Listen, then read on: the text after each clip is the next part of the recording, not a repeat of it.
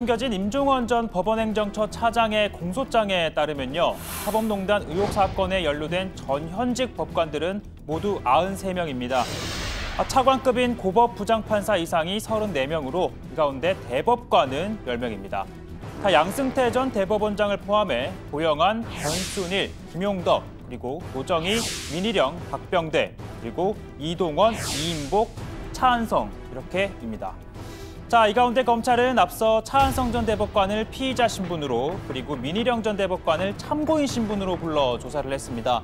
그리고 오늘 박병대 전 대법관을 차례였는데요. 이 피의자 신분에다가 공개 소환이었습니다.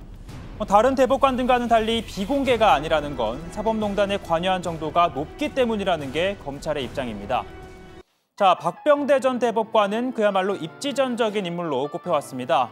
이 가정 형편이 어려워서 중학교를 끝으로 학업을 중단하려 했지만 이를 안타깝게 여긴 담임 선생님의 주선으로 서울의 한 방송사 직원의 집에 머물며 낮에는 방송사에서 잔심부름을 했고요.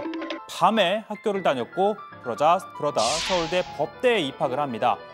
그리고 1979년 사법시험에 합격을 하죠. 그리고 이명박 정부 당시 대법관에 임명이 됐고 6년 임기를 마친 뒤 지난해 6월 이렇게 퇴임을 했습니다. 다행히 우리 법원에는 세계 어느 나라 법원 이상으로 뛰어난 인재들이 모여 있습니다. 겸손한 마음으로 하나하나의 재판에 성의를 다한다면 자유와 평등과 정의가 우리 사회가 곳곳에서 살아 숨쉬는 든든한 기반이 될 수 있을 것입니다. 이렇게 박 전 대법관은 37년 법관 인생을 마치며 사법부와 후배들을 향해 애정과 당부의 말을 남겼습니다.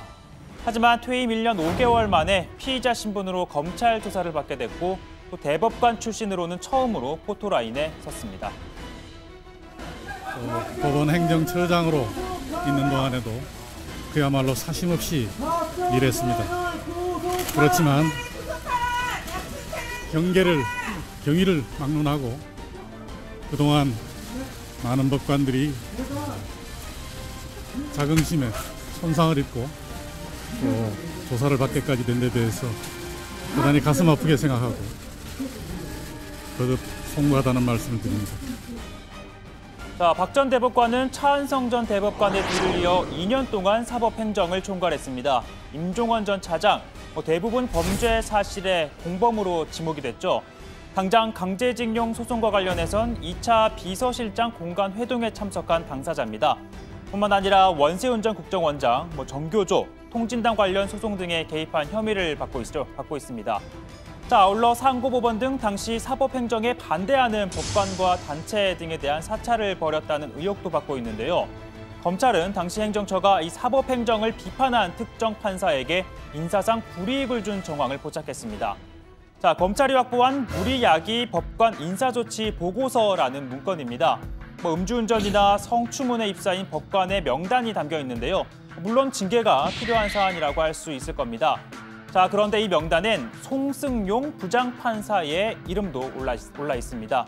송 판사는 2014년 8월 양승태 당시 대법원장이 권순일 법원행정처 차장을 대법관으로 제청하자 또 2015년 1월에는 박상욱 한국형사정책연구원장이 대법관 후보로 추천이 되자 이 대법관 구성에 다양화가 필요하다는 내용을 담은 글을 올렸습니다. 그러니까 이 대법원장의 재청권을 비판한 건데요. 통상 판사들은 지방 그리고 수도권 서울 순으로 2년씩 근무를 합니다. 당시 수도권에서만 4년간 일했던 송 판사는 서울에서 근무할 차례였지만 오히려 가장 먼 창원지법 통영지원으로 발령이 납니다. 검찰은 소위 판사 블랙리스트가 실행된 것이란 입장인데요. 특히 해당 문건을 임종원 차장, 박병대 처장, 그리고 양승태 대법원장도 보고받은 것으로 보고 있습니다. 다만 양 전 대법원장은 불이익은 없었다는 입장을 밝혔었죠. 그러나 제가 자신 있게 말할 수 있는 것은 그런 정책에 반대를 한 사람이나 또는 어떤 일반적인 재판에서 특정한 성향을 나타냈다는 사람이나 저는 그런 거를 가지고 당의 법관에게 어떤 편향된 조치를 하든가 아니면 불이익을 준 적이 전혀 없습니다. 자, 바로 이 송승용 부장판사가 소속돼 있기도 한 모임인데요. 전국 각 법원 대표 판사들로 구성된 전국 법관대표회의가 오늘 열렸습니다. 앞서 대구지법 안동지원 판사 6명이 제안됐던 법관 탄핵 촉구안이 핵심 안건이었는데요. 이 대표 판사들의 경론 끝에 사법농단 의혹은 중대한 헌법 위반 행위로 연루된 판사들에 대해선 징계 절차와 함께 탄핵 소추 절차까지 검토돼야 한다는데 의견을 모았습니다. 자, 오늘 법관 대표회의에 참석한 판사들은 잠시 후 저녁 6시 30분부터 김명수 대법원장과 만찬을 갖고 이 사법개혁에 대한 판사들의 의견을 함께 전달할 것으로 보입니다.